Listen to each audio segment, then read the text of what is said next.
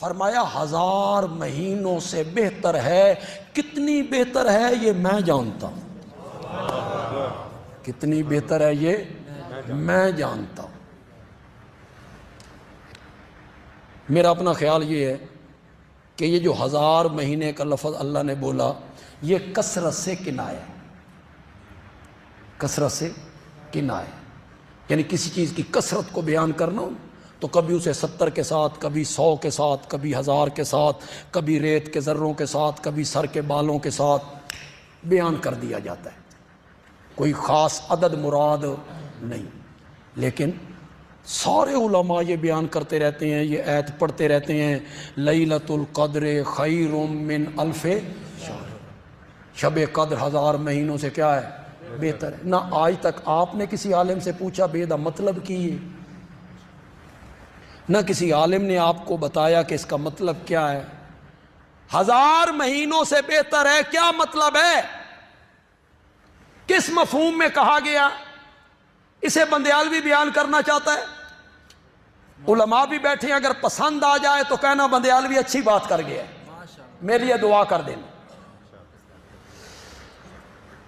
آج سے تقریباً 1.5 صدی پہلے جب یہ گاڑیاں نہیں تھیں، بسیں نہیں تھیں، کاریں نہیں تھیں، سائیکل نہیں تھے، موٹر سائیکل نہیں تھے، سفر ہوتے تھے اونٹوں پر. کس پر؟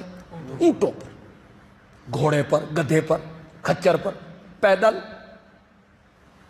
اگر اونٹ پہ بندہ لاہور جائے تو کی خیال ہے 3-4 گھنٹے پہنچ جاسی نا؟ اب تو اندازہ بھی نہیں لگایا جا سکتا کہ کتنے دن لگیں گے. اونٹوں پہ سفر ہوتا تھا.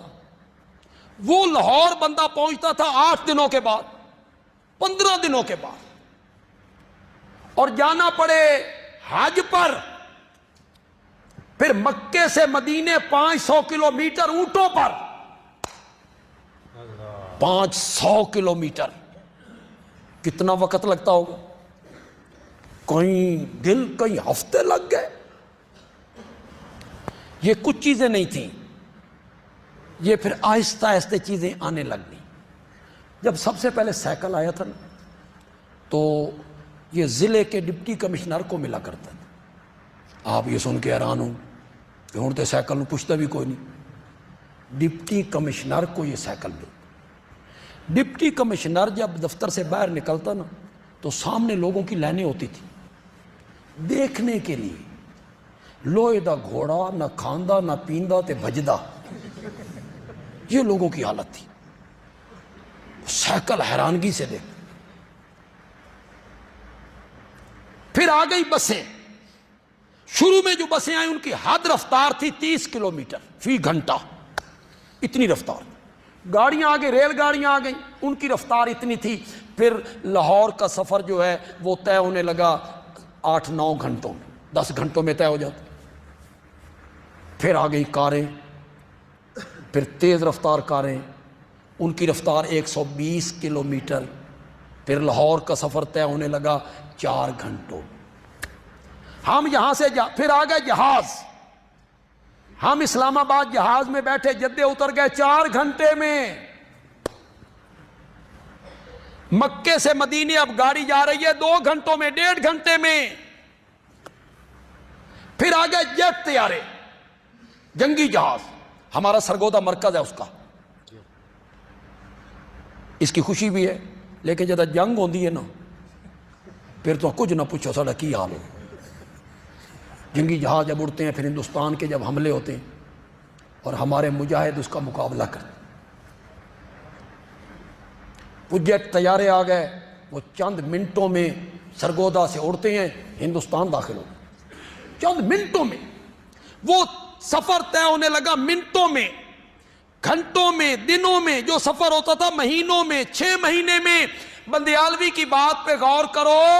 لیلۃ القدر خیر من الف شہر کا مطلب یہ ہے پہلی امتیں قرب الہی کا سفر، اللہ کے قریب ہونے کا سفر جو 1000 مہینے میں طے کیا کرتی تھی، یہ امت وہی سفر ایک رات میں طے کر جاتی ہے.